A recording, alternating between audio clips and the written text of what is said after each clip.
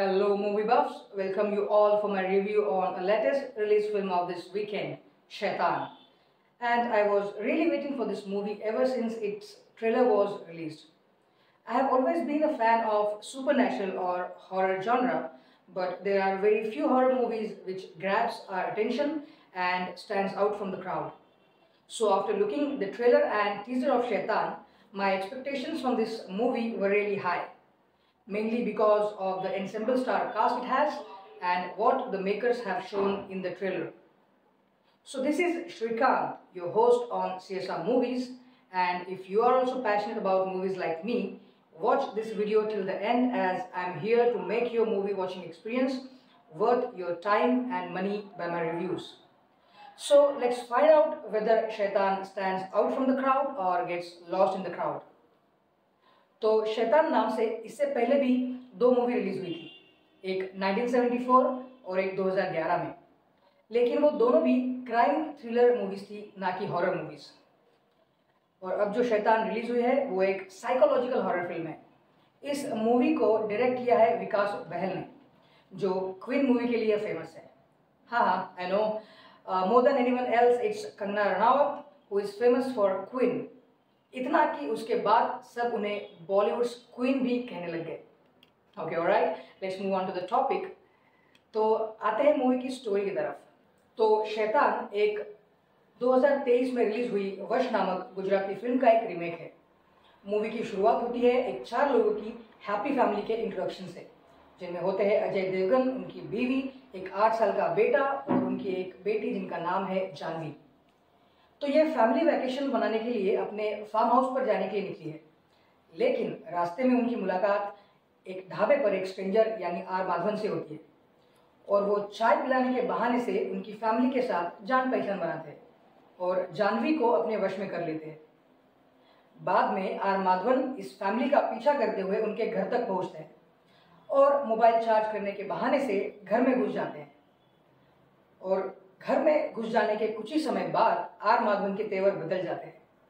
अजय देवगन की बीवी को आर माधवन पर उनके अजीबोगरीब बर्ताव के कारण शक होने लगता है और वो अजय देवगन से कहती है कि उसे घर से बाहर निकाल दे। जब अजय देवगन उसे घर से निकल जाने के लिए कहता है तो वो बोलता है, तुम समझे नहीं, मैं यहाँ से जाने के लिए नहीं आया हूँ। और आगे बताता है कि आपकी बेटी, उस पर मैंने काला जादू किया है और अब वो मेरे वश में है और अब से जो भी मैं कहूँगा वही सब वो करेगी। तो अजय देवगन और उनकी बीवी को इस बात का डेमो देने के लिए आर माधवन उनकी बेटी से बहुत ही अजीबोगरीब चीज़ें करवाते हैं, उससे जो चाहे वो करवाते हैं। और ये देखकर अजय देवगन और उनकी बीवी यानी ज्योतिका, इन दोनों के होश उड़ जाते हैं। तो आखिर ये स्ट्रेंजर है कौन, उसका मकसद क्या है, आखिर कैसे अजय देवगन अपनी बेटी और अपनी फैमिली को आर माधवन से बचाते हैं, ये इस मूवी का बेसिक स्टोरी लाइन है। आते हैं अब मूवी के परफॉर्मेंसेस और उसकी एक्टिंग की तरफ।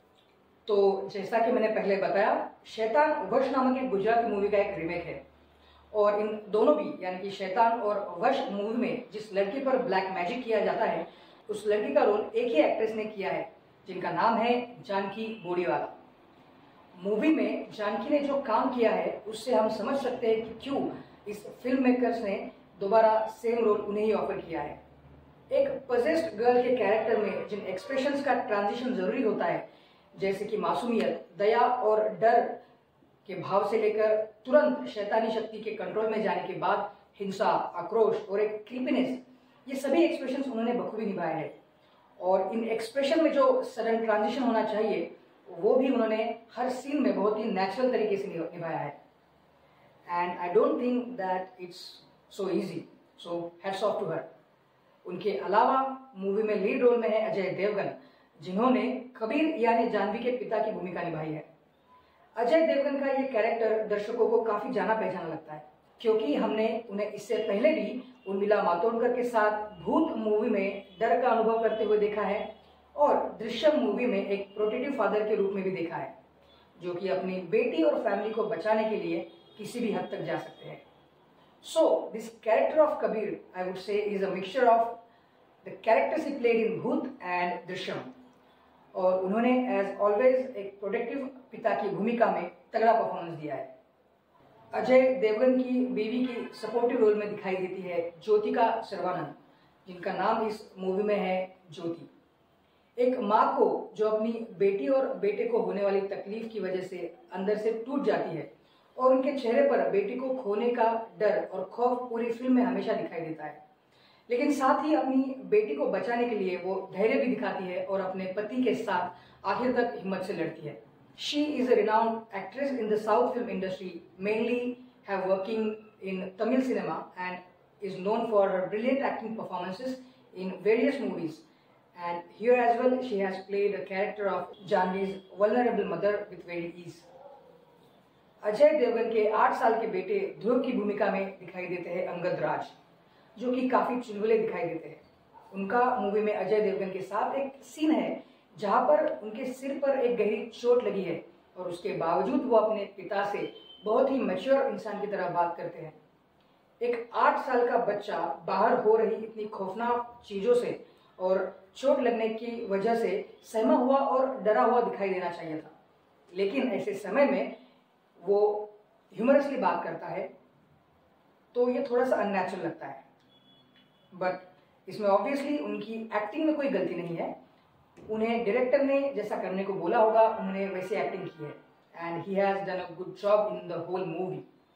His bond with Ajay Devgan was shown very beautifully in this movie.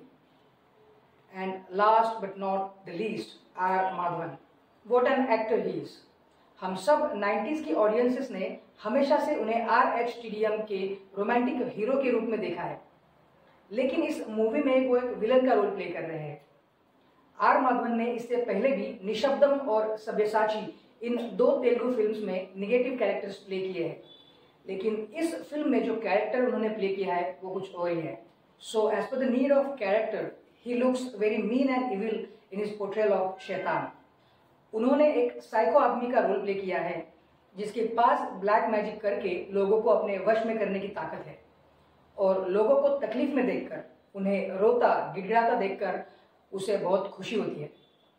People has adored his cute, romantic and innocent smile previously in various movies, but in this movie we will see his shaitani smile and the expressions with evil motives. He is simply brilliant in this role.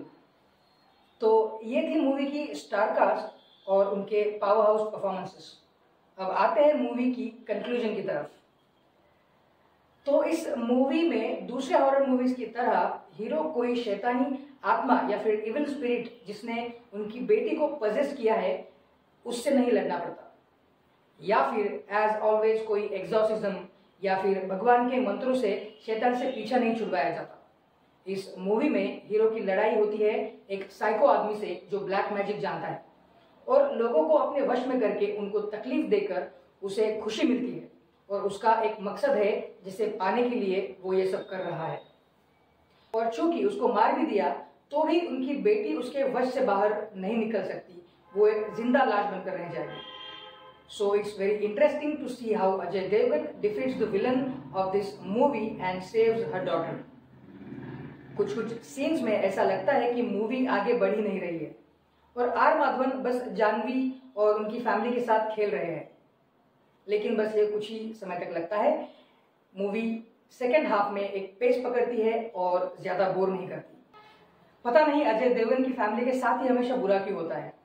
Drishyam में भी उनकी बेटी और उनकी family के साथ एक अनहोनी हो जाती है और फिर वहां पर भी वो अपनी बेटी और फैमिली को बचाने के लिए किसी भी हद तक जाने को तैयार है, लेकिन अब इस मूवी में एक स्टेप आगे जाकर उनकी फैमिली का पाला पड़ता है एक शैतान से। तो इस शैतान को शायद पता नहीं होगा कि अजय देवगन अपनी फैमिली को बचाने के लिए किसी भी हद तक जा सकते हैं। अगर उनको ये पता होता तो शायद वो अजय देवगन की फैमिली से पंगा नहीं लेते। व्हाटएवर। तो इस मूवी में सबसे लास्ट में जो सीन दिखाया गया है उसमें तो अजय देवगन मानो दृश्यम के विजय सालगावकर के रोल में घुसी जाते हैं और उस वजह से कई लोगों को ये मूवी हॉरर दृश्यम या फिर दृश्यम 3 भी लगेगी। और मूवी के सबसे लास्ट सीन में जो डायलॉग अजय देवगन मारते हैं उससे फिल्म के असली शैतान कौन है ये वो बताते हुए नजर आते हैं। So apart from all this, Shaitaan is a gripping psychological horror और thriller movie that effectively blends elements of horror, mystery and family bond to create a must-watch cinematic experience. तो अगर आप भी मेरी तरह हॉरर या फिर साइकोलॉजिकल थ्रिलर या फिर सुपरनैचुरल मूवीज देखना पसंद करते हो और उसी के साथ बहुत लंबे समय से एक अच्छी और मेन स्ट्रीम हॉरर मूवी से कुछ अलग ब्लैक मैजिक और वशीकरण के थीम पर बेस्ड मूवी देखना चाहते हो तो आपको ये फिल्म जरूर थिएटर में देखनी चाहिए।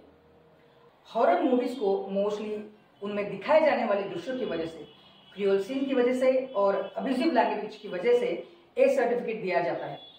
लेकिन चूंकि इस मूवी में कोई डबल मीनिंग जोक्स, गाली गलौज या फिर बहुत ज्यादा खून खराबा ना होने के कारण इस मूवी को सेंसर बोर्ड ने यूए सर्टिफिकेट दिया है और इसीलिए आप पूरी फैमिली के साथ ये मूवी थिएटर में एंजॉय कर सकते हैं। So that's it from my end, guys. I hope you liked the video and my review.